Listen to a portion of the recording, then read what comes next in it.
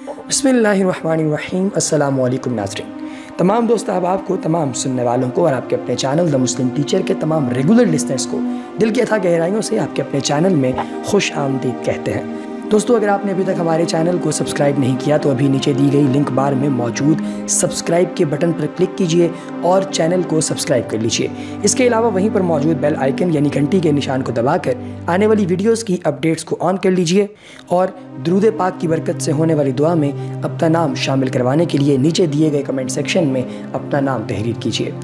دوستو، آج ہم آپ کو بتانے والے ہیں کہانی ایک ایسی ملکہ کی جس کا نام ملکہ سلطانہ یا دوسرے الفاظ میں ملکہ صفیہ سلطانہ تھا۔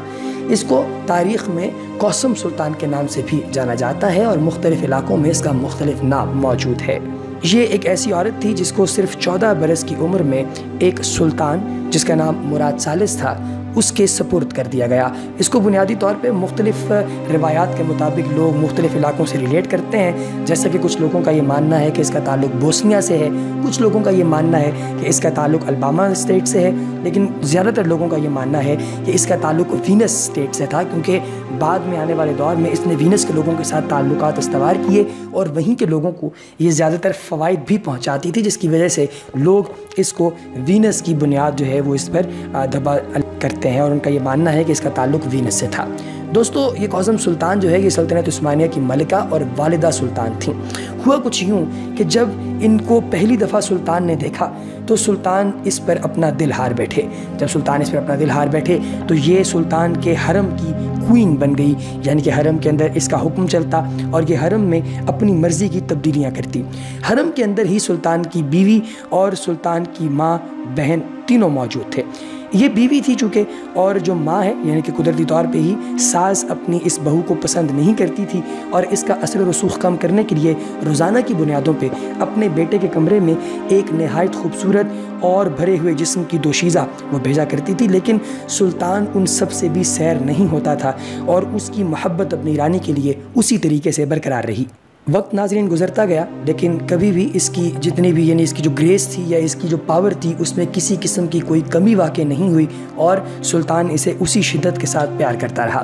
ناظرین، ہوا کچھ یوں کہ کچھ برس گزرنے کے بعد جب یہ حمل سے ہوئی تو اس کا اپنا بیٹا پیدا ہوا۔ بیٹا بہت بڑا جنگجو اور بڑا ماہر تھا اور وہاں کے لوگ یہ سمجھنا شروع ہو گئے تھے کہ بہت جلد جب یہ بیٹا جوان ہوگا یعنی یہ شہزادہ، تو یہ شہزادہ جوان ہوتے ہی اپنے باپ کی جگہ لے لے گا اور بیٹے کا جو نام ہے وہ محمد ثالث تھا۔ جب مراد ثالث مرا تو اس کے فوری بعد اس کا بیٹا جو ہے یعنی محمد ثالث وہ اپنے باپ کی جگہ پہ آ کے تخت نشین ہو گیا۔ اس کے تخت نشین ہونے کے بعد یہ جو پہلے ملکہ سلطان تھیں اب وہ والدہ سلطان ہو گئیں اور یہ عثمانی سلطنت عثمانیہ کی تاریخ کی طاقتور اور با اقتدار خواتین میں سے ایک تھیں۔ کوثم سلطان نے اقتدار کی یہ قوت تب حاصل کی جب وہ 1610 میں عثمانی سلطان احمد اول کی محبوب زوجہ بنی اور بعد ازاں قانونی بیوی ہونے کا درجہ حاصل ہو گیا تھا۔ 1623 میں وہ عثمانی سلطان مراد رابع کی تخت نشینی پر والدہ سلطان بنی اور بعد ازاں اپنے دوسرے بیٹے یعنی سلطان ابراہیم اول کی تخت نشینی پر 1640 میں دوبارہ اسی عہدے پر فائز ہو گئیں۔ ستمبر 1651 تک وہ سلطنت عثمانیہ کی بااثر ترین خواتین اور طاقتور والدہ سلطان کے طور پر جانی جاتی تھیں۔ عثمانی تاریخ میں سلطنت خواتین کے عہد میں کوثم سلطان تقریباً 46 سال تک سیاسی اور انتظامی معاملات میں دخل انداز رہیں۔ کوثم سلاطین نے تقریباً 9 عثمانی سلاطین کا عہد حکومت دیکھا۔ 17ویں صدی عیسوی کے نصف اول تک وہ سلطنت عثمانیہ کا طاقتور ستون اور بنیاد خیال کی جاتی تھیں۔ 2 ستمبر 1651 کو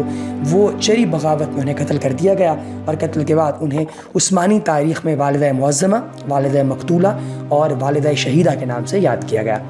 عثمانی مورخین انہیں کوثم والدہ کے نام سے یاد کرتے ہیں۔ دوستو، کوثم کا پیدائشی نام اناستیسیا تھا، انسٹیشیا بھی کہا جاتا ہے، اور 1599 میں یونان کے جزائر کے علاقے یعنی جزیرہ تینوس جس کو ہم لوگ پہلے وینس کہہ رہے تھے وہاں سے اس کا تعلق تھا۔ نسلاً یہ یونانی تھی اور یہ بھی خیال کیا جاتا ہے کہ اس کے جو والدین تھے وہ مسیحی راہب تھے، یعنی یہ خاندانی طور پر کوئی عام عورت نہیں تھی بلکہ ایک بہت امیر عورت تھی۔ ناظرین، مورخ ایملیا بوتروچ کے مطابق کوثم یتیم تھی اور جب اسے استنبول کے سلطانی حرم میں لایا گیا تو اس کی عمر 15 سال تھی۔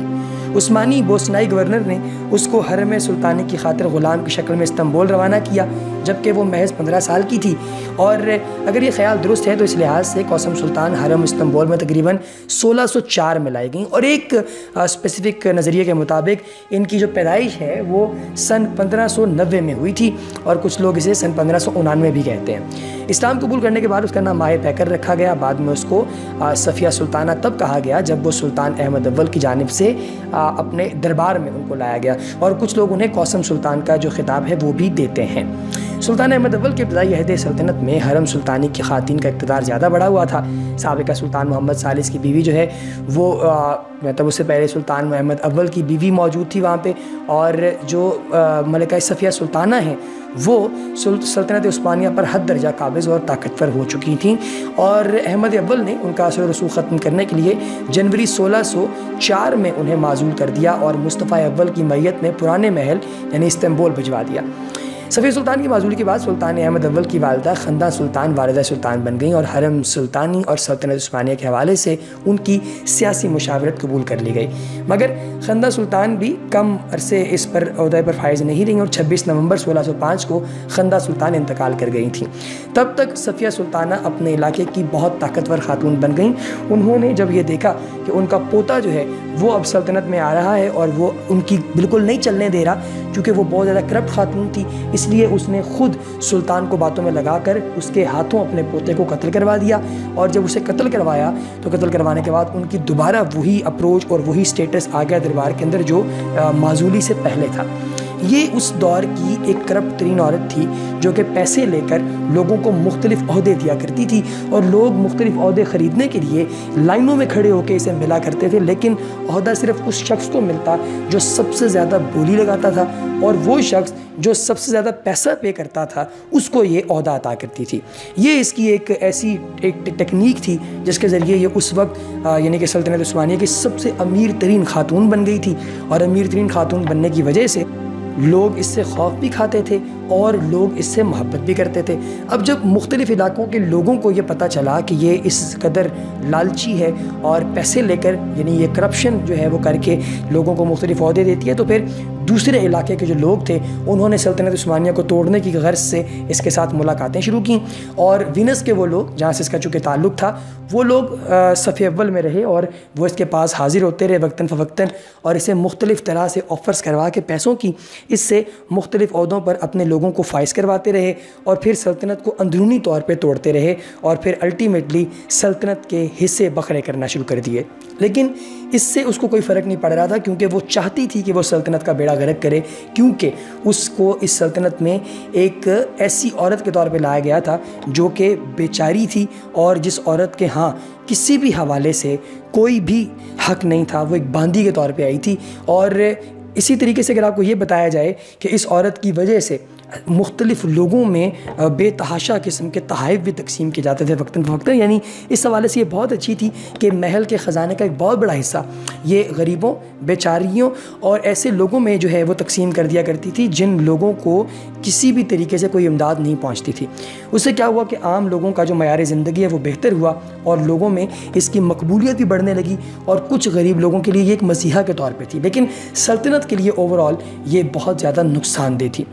ناظرین، ہوا کچھ یوں کہ اس کو کہا جاتا ہے کہ قاسم سلطان کو توڑا خان نے زہر دیا تھا، جس کی وجہ سے ان کی وفات ہوئی تھی۔ اب یہ بھی ایک سٹوری کا ایک نیا حصہ ہے۔ اگر ہم توڑا خان کے حوالے سے بات کریں تو توڑا خان بھی ایک کریکٹر ہے آپ کی تاریخ کا، اور لوگوں کا یہ ماننا ہے کہ توڑا خان نے جب اس کو زہر دیا تو اس کے بعد توڑا خان کو بھی اس وقت کے سلطان نے قتل کر دیا تھا۔ اس خاتون نے اپنے لیے خود ہی ایک وظیفہ مقرر کر رکھا تھا سرکاری خزانے سے، اور خود ہی اس کے اوپر یہ عیاشی کرتی، اور اپنے ساتھ اپنی سہیلیوں وغیرہ کو بھی اس پر عیاشی کرواتی۔ لیکن جیسا کہ آپ جانتے ہیں کہ ہر برے انسان کا